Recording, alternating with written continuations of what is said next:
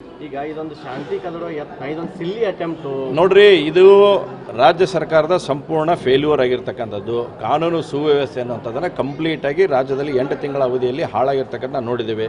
ಇದೇ ಧಾರವಾಡದಲ್ಲಿ 4 ಮರ್ಡರ್ ಆಯಿತು. ನಿನ್ನೆ ಗುಲ್ಬರ್ಗದಲ್ಲಿ ನಮ್ಮ ಬಿಜೆಪಿ ಕಾರ್ಯಕರ್ತನ ಬರ್ಬರ ಹತ್ಯೆ ಆಯಿತು. ಇನ್ನೂ ಏನು ಬೇಕು ನಿಮ್ಗೆ ಇದಕ್ಕೆ? ಅನೇಕ ಹಿಂದೂಪರ ಸಂಘಟನೆಗಳಲ್ಲಿ ಕೆಲಸ ಮಾಡ್ತಕ್ಕಂಥ ಕಾರ್ಯಕರ್ತರ ಅಮಾನುಷವಾಗಿ ಕೊಲೆಯನ್ನು ಮಾಡುವಂಥದ್ದಾಗ್ತಾ ಇದೆ. ಇದಕ್ಕಿಂತ ಇನ್ನೂ ಏನು ಬೇಕು? ನಿಮ್ಮ ಅಂಗೈವಣ್ಣಿ ಕನ್ನಡಿ ಬೇಕಾ ಇವ್ರು ಬೇರೆ? ಮತ್ತೆ ನೋಡಿ, ನಾವು ಇವತ್ತು ಭಾರತೀಯ ಜನತಾ ಪಾರ್ಟಿ ಮೊದಲೇ ಅಂತ ನಾವು ಹೋರಾಟ ತೊಗೊಂಡೇವಿ. ನೀವು ಸುಧಾರಿಸ್ಕೊಂಡು ಸರಿ ಮಾಡಿ ಲಾ ಆ್ಯಂಡ್ ಆರ್ಡರ್ನ ತಹಬದಿಗೆ ತರುವಂಥ ಕೆಲಸ ಮಾಡಿದರೆ ನಾವು ಸಹಕಾರ ಕೊಡ್ತೇವೆ. ಯಾವಾಗಲೂ ಕೂಡ ದೇಶದ್ರೋಹಿಗಳ ಸಮಸ್ಯೆ ಬಂದಾಗ ನಾವು ವಿರೋಧ ಪಕ್ಷ, ನೀವು ಆಡಳಿತ ಪಕ್ಷ ಅನ್ನೋಂತಿದ್ದಲ್ಲ, ನಾವೆಲ್ಲರೂ ಒಗ್ಗಟ್ಟಾಗಿ ದೇಶಕ್ಕಾಗಿ ನಾವು ಕೆಲಸ ಮಾಡ್ತಕ್ಕಂಥವ್ರು ದೇಶದ ಪರವಾಗಿ ನಿಲ್ತೇವೆ ನಾವು. ಆದರೆ ನೀವು ಮತ್ತು ಅವ್ರದ್ದೇ ತುಷ್ಟೀಕರಣ ಮಾಡುವಂಥದ್ದು ಆಯ್ತು ಅಂದರೆ ಇನ್ನೊಂದು ಸ್ವಲ್ಪ ಭಾಳ ದಿವಸ ಇಲ್ಲ, ಬರ್ತಕ್ಕಂಥ ಚುನಾವಣೆಯಲ್ಲಿ ರಾಜ್ಯದ ದೇಶದ ಜನ ಅವ್ರಿಗೆ ಏನು ಬುದ್ಧಿ ಕಲಿಸ್ಬೇಕು ಕಲಿಸುವಂಥದ್ದನ್ನು ಮಾಡ್ತಾರೆ ಅಂತ ವಿಶ್ವಾಸ. ನೋಡಿ, ಇವತ್ತು ಓಲೈಕೆ ಒಂದು ಉಚ್ಚ ಸ್ಥಿತಿಯನ್ನು ತಲುಪುವಂಥದ್ದು ಆಗಿಬಿಟ್ಟಿದೆ. ಇನ್ನೇನು ಮಾಡ್ಬೇಕು ಇನ್ನು ಓಲೈಕೆ ಮಾಡೋಕ್ಕೆ? ನೀವು ಘೋಷಣೆ ಹಾಕೋದವ್ರನ್ನ ಮುಟ್ಟಕ್ಕೆ ರೆಡಿ ಇಲ್ಲ. ನೀವು ಚಾ ಕುಡಿಸಿ ಕಳ್ಸಾಕತ್ತೀರಿ ಅವ್ರನ್ನ ಎನ್ಕ್ವೈರಿ ಮಾಡಿ ಅಂತಂದೇಳಿ. ಉಳಿದ ಕೇಸ್ನಾಗ ಏನು ಮಾಡ್ತೀರಿ? ತಡಕಿಲ್ದ ತೊಗೊಂಡೋಗಿ ಇಲ್ಲಿ ನಮ್ಮ FI ಶ್ರೀಕಾಂತ್ ಪೂಜಾರಿ ಇದ್ದಂತೆ ಎಷ್ಟೋ 20 ವರ್ಷದ ಹಳೆ ಕೇಸ್ ತೊಗೊಂಬಂದು 30 ವರ್ಷದ ಹಳೆ ಕೇಸ್ ತೊಗೊಂಬಂದು ಅವ್ನು ಅರೆಸ್ಟ್ ಮಾಡಿದ್ರಿ. ಎಷ್ಟು ಗಡಬಡಿತ್ತು ಇವ್ರಿಗೆ ಅರೆಸ್ಟ್ ಮಾಡೋಕ್ಕೆ? ಅವಾಗೇನು ಸರ್ಕಾರ ಅಂತ ತಲೆ ತೆಗೆದುಂದಿತ್ತೈತಾ ಅಷ್ಟು ಬೇಗ ಅರೆಸ್ಟ್ ಮಾಡ್ಬೇಕಂತಂದೇಳಿ? ಇವತ್ತು ನಿಮ್ಮ ಕಣ್ಣು ಮುಂದೆ ಪಾಕಿಸ್ತಾನ ಪರವಾಗಿ ಘೋಷಣೆ ಹಾಕಿದವ್ರು ನೀವು ಮುಟ್ಟಕ್ಕೆ ರೆಡಿ ಇಲ್ಲ ಇನ್ನೂ ಮಟನು. ಇದಕ್ಕಿಂತ ದುರ್ದೈವದ ಸಂಗತಿ ಏನೈತಿ ಇವತ್ತು? ನೋಡಿ, ಈ ರೀತಿಯಾದಂಥ ವ್ಯವಸ್ಥೆ ಹೊಂಟಂದ್ರೆ ಡೆಫಿನೆಟ್ಲಿ ಪ್ರಯೋಗಶಾಲೆ ಆಗುತ್ತೆ. ಈ ರೀತಿಯಾದಂಥ ಚಟುವಟಿಕೆಗಳನ್ನು ನಾವು ಸರ್ಕಾರ BJP ಇರಲಿ, ಕಾಂಗ್ರೆಸ್ ಇರಲಿ, ಇನ್ನು ಯಾವುದೋ ಇರಲಿ, ಆದರೆ ಅಟ್ಲೀಸ್ಟ್ ನಾವು ಒಂದು ಬದ್ಧತೆ ಇರಬೇಕು. ದೇಶದ್ರೋಹಿಗಳ ಚಟುವಟಿಕೆಗಳು ನಡೆದಾಗ ಅವ್ನು ಯಾರೂ ಕೂಡ ಕ್ಷಮಿಸಲಾರದ ರೀತಿಯಲ್ಲಿ ನಾವು ಅವ್ರ ಮೇಲೆ ಕಟ್ಟಿಟ್ಟ ಕ್ರಮಗಳನ್ನು ತಗೊಳ್ಬೇಕಾಗತ್ತೆ. ಅದನ್ನು ಬಿಟ್ಕೊಂತ ಹೋದ್ರೆ ಅಂದರೆ ಪ್ರಯೋಗಶಾಲೆ ಅಲ್ಲ. ನಾಳೆ ನಿಮ್ಮ ಬುಡಕ ಇರ್ತಾರೆ, ಆಮೇಲೆ ಗೊತ್ತಾಗೈತಿ ಅವ್ರಿಗೆ. ಇವ್ರು ಬುಡಕಿಟ್ಟಾಗ ಇವ್ರಿಗೆ ಗೊತ್ತಾಗೈತಿ. ಇವತ್ತು ಧಾರವಾಡ ಲೋಕಸಭೆದ್ದು ಭಾಳ ಚರ್ಚೆ ಆಗ್ತದೆ. ನೋಡಿ, ನಾನು ಈಗಾಗಲೇ ಹೇಳಿದ್ದೇನೆ, ನಿನ್ನೆ ನಮ್ಮ ರವಿ ಸುಬ್ರಹ್ಮಣ್ಯ ಅವರು ಬಂದಿದ್ದರು. ಅವರೆಲ್ಲ ನಮ್ಮ ಪ್ರಮುಖರ ಅಭಿಪ್ರಾಯ ಸಂಗ್ರಹಣೆಯನ್ನು ಮಾಡಿದ್ದಾರೆ. ಅದನ್ನು ರಾಜ್ಯಕ್ಕೆ ವರದಿಯನ್ನು ಕೂಡ ಅವರು ಇವತ್ತು ಸಲ್ಲಿಸ್ತಾರೆ. ಆ ವರದಿ ಸಲ್ಲಿಸಿದ ಮೇಲೆ ರಾಜ್ಯದ ತೀರ್ಮಾನ ಆಗುತ್ತೆ. ಒಟ್ಟಾರೆ ಅಭಿಪ್ರಾಯ ಇಲ್ಲಿರ್ತಕ್ಕಂಥದ್ದು ನಮ್ಮ ಕಾರ್ಯಕರ್ತರಾಗಲಿ, ಪ್ರಮುಖರಾಗಲಿ ಎಲ್ಲರದು ಸನ್ಮಾನ್ಯ ಪ್ರಹ್ಲಾದ್ ಜೋಶಿಯವರು ಭಾಳ ಒಳ್ಳೆ ರೀತಿಯಾದಂಥ ಕೆಲಸ ಕಾರ್ಯಗಳನ್ನು ಇಲ್ಲಿ ಮಾಡಿದ್ದಾರೆ. ಸರ್ಕಾರ ಇದ್ದಂಥ ಸಂದರ್ಭದಲ್ಲಿ ರಾಜ್ಯ ಮತ್ತು ದೇಶಕ್ಕೆ ಒಂದು ಒಳ್ಳೆಯ ಕೊಂಡಿಯಾಗಿ ಕೇಂದ್ರದ ಏನು ಅನುದಾನಗಳು ಬರಬೇಕಾಯ್ತು ಅದನ್ನು ತರುವಂಥದ್ರಲ್ಲಿ ಭಾಳ ಮುಂಚೂಣಿಯಲ್ಲಿ ನಿಂತು ಒಳ್ಳೆ ಕೆಲಸವನ್ನು ಮಾಡಿದ್ದಾರೆ. ಹುಬ್ಳಿ ಧಾರವಾಡ ಆಗಲಿ, ನಮ್ಮ ಇಡೀ ಧಾರವಾಡ ಜಿಲ್ಲೆ ಲೋಕಸಭಾ ಕ್ಷೇತ್ರಕ್ಕೂ ಕೂಡ ಸಾಕಷ್ಟು ಅಭಿವೃದ್ಧಿ ಕೆಲಸಗಳನ್ನು ಎಲ್ಲವನ್ನು ಮಾಡಿದ್ದಾರೆ. ಹೀಗಾಗಿ ಎಲ್ಲ ಕಾರ್ಯಕರ್ತರ ಅಭಿಪ್ರಾಯ ಐತಿ, ಅವರೆಲ್ಲ ಇರಲಿ, ಇದು ಕಂಟಿನ್ಯೂ ಆಗಲಿ ಅನ್ನೋಂಥ ಅಭಿಪ್ರಾಯ ಮಾಡಿದ್ದಾರೆ. ಅಲ್ಟಿಮೇಟ್ಲಿ ಪಾರ್ಟಿ ಏನು ತೀರ್ಮಾನ ತೊಗೊಂಡು ಆ ತೀರ್ಮಾನಕ್ಕೆ ನಾವೆಲ್ಲರೂ ಬದ್ಧತೆ.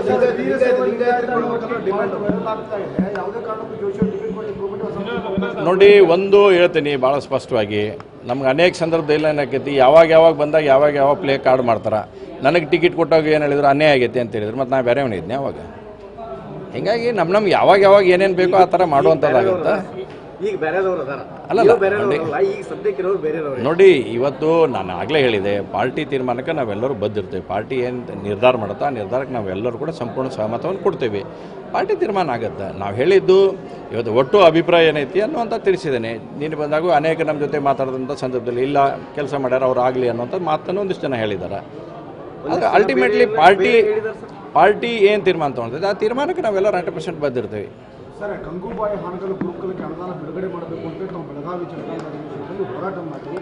ಇಲ್ಲಿವರೆಗೂ ನಯಾ ಪೈಸೆ ಬಿಡುಗಡೆ ಆಗಿಲ್ಲ, ಮುಚ್ಚುವ ಹಂತ ತಲುಪಿದೆ. ನೋಡಿ, ನಾನು ಮೊನ್ನೆ ಅಧಿವೇಶನದಲ್ಲಿ ಕೂಡ ಬೆಳಗಾವಿನೂ ಮಾತಾಡಿದೆ, ಮೊನ್ನೆ ನಮ್ಮ ರಾಜ್ಯಪಾಲರ ಭಾಷಣದ ಮೇಲೂ ಕೂಡ ನಾನು ಮಾತಾಡಿದ್ದೇನೆ.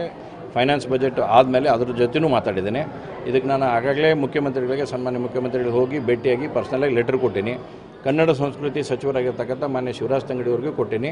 ಒಂದು ಒಳ್ಳೆಯ ಸಂಗತಿ ಅಂದರೆ ಶಿವರಾಜ್ ತಂಗಡಿಯವರು ತಕ್ಷಣ ಅದನ್ನು ಸ್ಪಂದನೆ ಮಾಡುವ ಮುಖಾಂತರ ಮುಖ್ಯಮಂತ್ರಿಗಳಿಗೆ ಲೆಟರ್ ಬರೆದಿದ್ದಾರೆ. ಮುಖ್ಯಮಂತ್ರಿಗಳಿಗೆ ಲೆಟರ್ ಬರೆದು ನಾನು ಹೋಗಿ ಭೇಟಿ ಆದಮೇಲೆ ಮುಖ್ಯಮಂತ್ರಿಗಳು ತಕ್ಷಣ ಶಿವರಾಜ್ ತಂಗಡಿಯವ್ರಿಗೆ ಅಲ್ಲೇ ಹೌಸ್ನಲ್ಲೇ ಕರೆಸಿ ಇಲ್ಲಪ್ಪ ಇದನ್ನು ಸರಿ ಮಾಡಿರಿ ಅಂತನ್ನೋಂಥ ಮಾತನ್ನು ಮುಖ್ಯಮಂತ್ರಿಗಳಿಗೆ ಹೇಳಿದ್ದಾರೆ. ನಾನು ಮೊದಲನೇ ಹಂತದಲ್ಲಿ ಅದರಲ್ಲಿ 3 ಡಿಫಿಕಲ್ಟಿಗಳಿದಾವೆ. ಒಂದು ಕಂದಾಯ ಇಲಾಖೆ ಇದೆ, ಅದರಲ್ಲಿ ಯಾಕೆ ಕಂದಾಯ ಇಲಾಖೆ ಸೇರಿಸಾರು ಗೊತ್ತಿಲ್ಲ. ಇನ್ನೊಂದು ಉನ್ನತ ಶಿಕ್ಷಣ ಸಚಿವನ ಇಲಾಖೆನೂ ಅದರಲ್ಲಿ ಪಾರ್ಟಿಸಿಪೇಟ್ ಮಾಡ್ತಾಯಿದೆ. ಒಂದು ಗುರುಕುಲಕ್ಕೆ 2 ಇಲಾಖೆಗಳನ್ನು ನೋಡುವಂಥದ್ದಾಗ್ತಾಯಿದೆ. ಹೀಗಾಗಿ ನೀ ನೋಡು ನಾ ನೋಡು ಅನ್ನೋಂಥದ್ದಾಗಿದೆ. ಹೀಗಾಗಿ ನಾನೀಗ ಮನವಿ ಮಾಡಿರೋದು ಕಂದಾಯ ಇಲಾಖೆಯನ್ನು ತೆಗೆದು ಉನ್ನತ ಶಿಕ್ಷಣ ತೆಗೆದು ಕನ್ನಡ ಮತ್ತು ಸಂಸ್ಕೃತಿ ಇಲಾಖೆಗೆ ನೀವು ವರ್ಗಾಯಿಸಿ ಮಾಡಿರಿ ಅಂತೇಳಿವೆ. ಆ ಪ್ರೊಸೆಸನ್ನು ಈಗ ಸ್ಟಾರ್ಟ್ ಆಗಿದೆ. ಈಗ ಕನ್ನಡ ಸಂಸ್ಕೃತಿ ಇಲಾಖೆಗೆ ಸಂಪೂರ್ಣವಾಗಿ ವರ್ಗಾವಣೆ ಮಾಡ್ತಕ್ಕಂಥ ಪ್ರೊಸೆಸ್ ನಾವು ಏನು ಕೇಳಿದ್ವಿ ಅದಕ್ಕೆ ಸರ್ಕಾರ ಒಪ್ಪಿಕೊಂಡು ಈಗ ಅದು ಆ ಕೆಲಸ ಮಾಡುವಂಥದ್ದು ಮಾಡ್ತಾರೆ. ಅದ್ರ ಜೊತೆಗೆ ಮುಖ್ಯಮಂತ್ರಿಗಳಿಗೂ ವಿನಂತಿ ಮಾಡೀನಿ, ಇನಿಷಿಯಲ್ ಆಗಿ ಒಂದು 5 ಕೋಟಿ ರೂಪಾಯಿ ನೀವು ಬಿಡುಗಡೆ ಮಾಡಿರಿ ಗುರುಗಳಲ್ಲಿ. ಯಾಕಂದರೆ ಗುರುಗಳು ಬಿಟ್ಟು ಹೋಗಿದ್ದಾರೆ. ಈ ಪರಿಸ್ಥಿತಿ ಅಲ್ಲಿರ್ತಕ್ಕಂಥ ವಿದ್ಯಾರ್ಥಿಗಳು ಬಿಟ್ಟು ಹೋಗುವಂಥದ್ದಾಗಿದೆ. ಊಟಕ್ಕೂ ಸಮಸ್ಯೆ ಆಗ್ತಕ್ಕಂಥದ್ದಾಗಿದೆ. ಮೊನ್ನೆ ನನ್ನ ಕಡೆ ಎಲ್ಲ ವಿದ್ಯಾರ್ಥಿಗಳು ಕೂಡ ಬಂದು ಭೇಟಿಯಾಗಿದ್ದಾರೆ. ನಾನು ಅವ್ರಿಗೆಲ್ಲ ಮನವರಿಕೆ ಮಾಡಿದ್ದೀನಿ. ಆ ಥರ ನಿಮ್ಗೆ ಊಟದ ಗಿಟ್ಟ ಸಮಸ್ಯೆ ಆದರೆ ನಾವೇನಾದರೂ ಇನಿಷಿಯೇಷನ್ ತೊಗೊಂಡು ನಾನು ಮಾಡಿಕೊಡ್ತೀನಿ, ಯಾರೂ ಹೋಗಬೇಡ್ರಿ ಅನ್ನೋಂಥ ಮನವರಿಕೆಯೂ ಮಾಡೇನಿ ನಾನು. ಆ ರೀತಿ ಆತಂದ್ರೆ ಒಂದು 30 ಮಕ್ಕಳು 19-20 ಮಕ್ಕಳು ಅದಾರ, ಅವ್ರಿಗೆ ಊಟದ ವ್ಯವಸ್ಥೆ ನಾವು ಮಾಡಿಸ್ತೀವಿ. ಅದ್ರ ಬಗ್ಗೆ ಏನು ಪ್ರಶ್ನೆ ಇಲ್ಲ. ನಾನು ಅಲ್ಲಿರ್ತಕ್ಕಂಥ ಯೋಜನಾಧಿಕಾರಿಗಳಿಗೂ ಕೂಡ ನಾನು ಹೇಳಿದ್ದೇನೆ, ಅದಕ್ಕೆ ಏನು ಸಮಸ್ಯೆ ಆಗಲ ರೀತಿಯಲ್ಲಿ ನೋಡ್ಕೋರಿ ಅನ್ನುವಂಥದ್ದು ಹೇಳೇನೆ. ನನಗೆ ವಿಶ್ವಾಸ ಇದೆ, ತಕ್ಷಣ ಅದನ್ನು ಸರ್ಕಾರ ಸ್ಪಂದನೆ ಮಾಡಿ ಆ ಗುರುಕುಲನ್ನು ಉಳಿಸುವಂಥ ನಿಟ್ಟಿನಲ್ಲಿ ಮೊದಲೇದು ಇಲ್ಲಿಂದ ಶಿಫ್ಟ್ ಆಕೈತೆ ಅಂತಿದ್ದು, ಅದನ್ನು ನಿಲ್ಲಿಸುವಂಥ ಕೆಲಸ ಮಾಡೇ ನಾನು. ಮುಖ್ಯ ಸಚಿವರು ಸ್ಪಷ್ಟವಾಗಿ ಕಳೆದ ಅಧಿವೇಶನದಲ್ಲಿ ಹೇಳಿದ್ರೆ ನಾವು ಯಾವುದೇ ಕಾರಣಕ್ಕೂ ಶಿಫ್ಟ್ ಮಾಡೋಂಗಿಲ್ಲ ಅಂತೇಳಿ.